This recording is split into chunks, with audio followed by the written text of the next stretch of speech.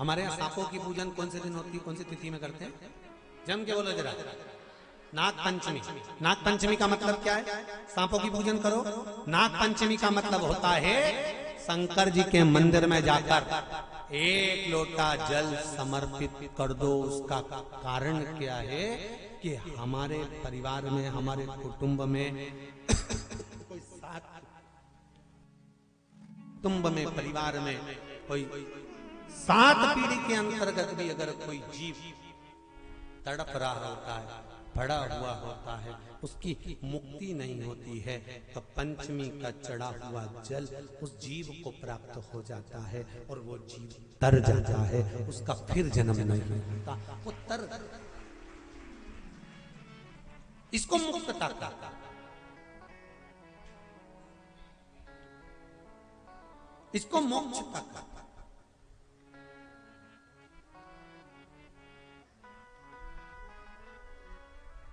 ये मुक्ति, ये मोक्ष, इसी को कहेंगे कि ये मुक्तता। महाराज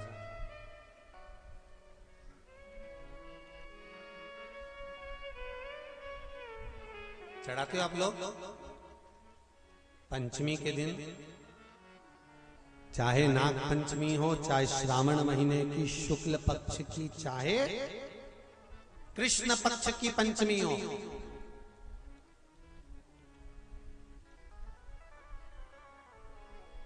शिव जी पर जल चढ़ाया गया।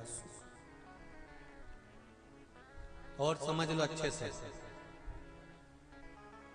श्रावण महीने की पंचमी के दिन देवाधिदेव महादेव पर चढ़ाई गई शमी पत्र,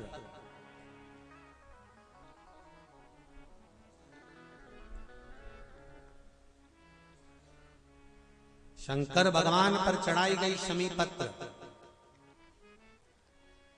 आस्तिक मुनि का नाम लेकर, कौन से मुनि? आस्तिक मुनि का नाम लेकर शमी पत्र को वापस उठाकर उसको अपने दरवाजे की चौखट पर कहीं पर भी या द्वार पर कहीं पर भी एक ओर रख देने पर घर के अंदर, बगीचे के अंदर सर्प प्रवेश नहीं करता। ध्यान रखिए, सर्प प्रवेश नहीं करेगा।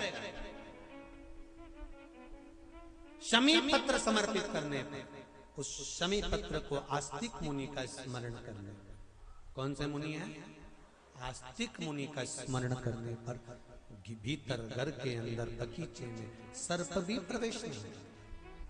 उस शमी पत्र में जया, विषहरा, शामली वारी, दौतली और देव, ये 5 कन्याओं का भाव प्रकट हो जाता है और वो कन्याएं हमारे घर के द्वार की रक्षा करती हैं।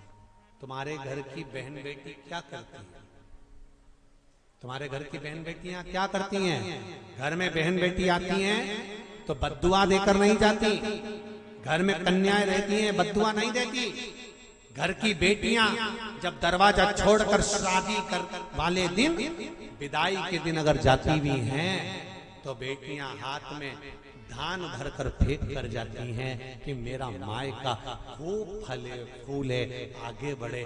छापे लगाकर चली जाती हैं कि हमने हमारी जीवन की सारी दौलत, जीवन का सारा सुख अपने मायके में दे दिया है। वो बेटियां तो जया, विषहरा, शामली बारी, दौतली, देव, ये उस घर में निवास करती हैं जिससे ये घर में हम रक्षा कर सकते, रक्षा कर सकते।